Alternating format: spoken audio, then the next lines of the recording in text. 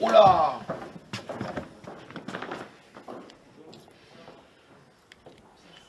Ah, c'est une belle salle, mais c'est original, cette...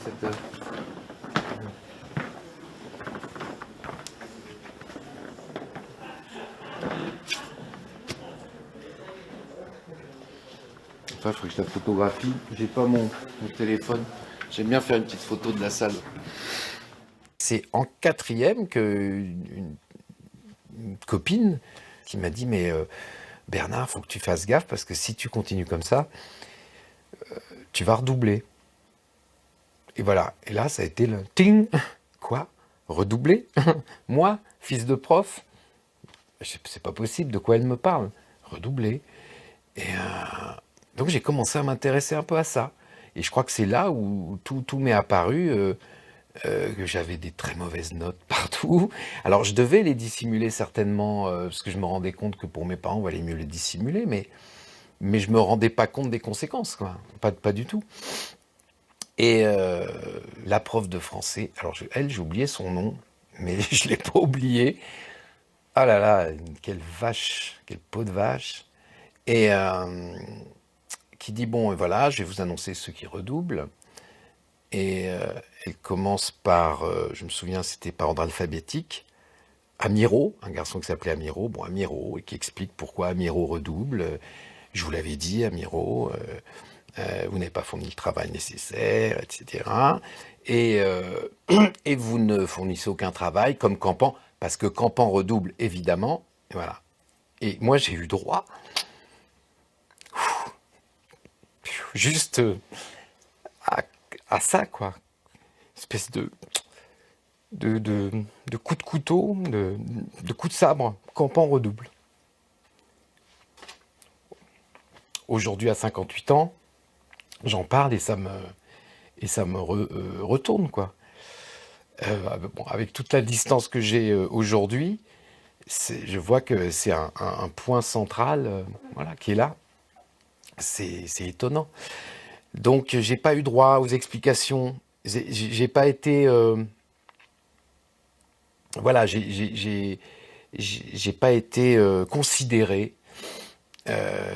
Voilà, il y a une espèce de coup de massue ou de décapitation. Campan redouble, comme Campan, évidemment. Campan redouble.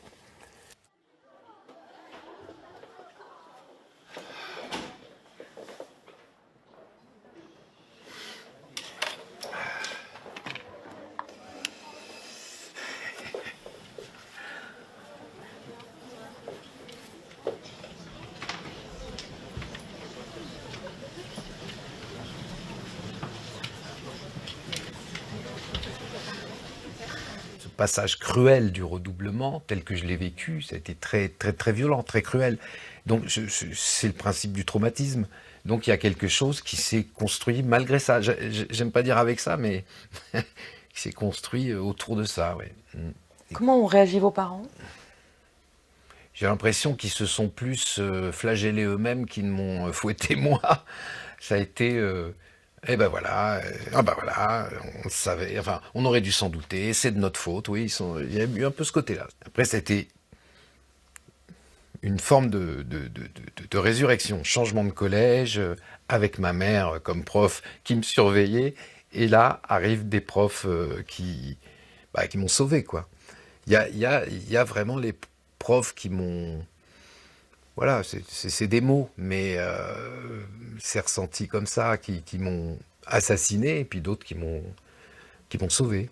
Je faisais une radio libre, la fameuse époque des radios libres, j'étais plus ou moins à la technique, j'écrivais un peu des textes pour un garçon qui s'appelait Yvan Burger, voilà. Et puis ce Yvan Burger, un jour, va auditionner pour le théâtre de Bouvard, et me dit, tiens, si tu veux, tu peux aller auditionner. Bon, j'y suis allé, mais vraiment dans l'idée que, bon, peut-être, voilà, on va voir, peut-être que... Mais, euh, mais j'étais vraiment sûr que je valais rien, que je valais pas tripette, quoi. Donc, comme dans cette radio libre, j'écrivais un peu des textes, je me suis dit, tiens, là, je vais écrire des textes pour les gens du théâtre de Bouvard, quoi. Et c'est là où Didier, que j'avais déjà rencontré auparavant, on avait joué au café-théâtre ensemble, Didier me dit, non, mais non, tu vas pas écrire pour les autres, tu vas jouer. tu es autant capable, sinon plus capable que certains et que les autres de jouer. Et c'est vraiment Didier qui m'a relevé un petit peu comme ça par le col. Je me souviens, moi j'avais l'impression que j'usurpais totalement ma place, quoi. Mais malgré tout, l'aventure des inconnus a commencé plus tard, mais déjà se profiler avec je me cache dans un groupe. Bon, on me dit que je vaux quelque chose. Ils sont bien gentils, mais je vaux rien. Enfin voilà. Mais ça évolue quand même.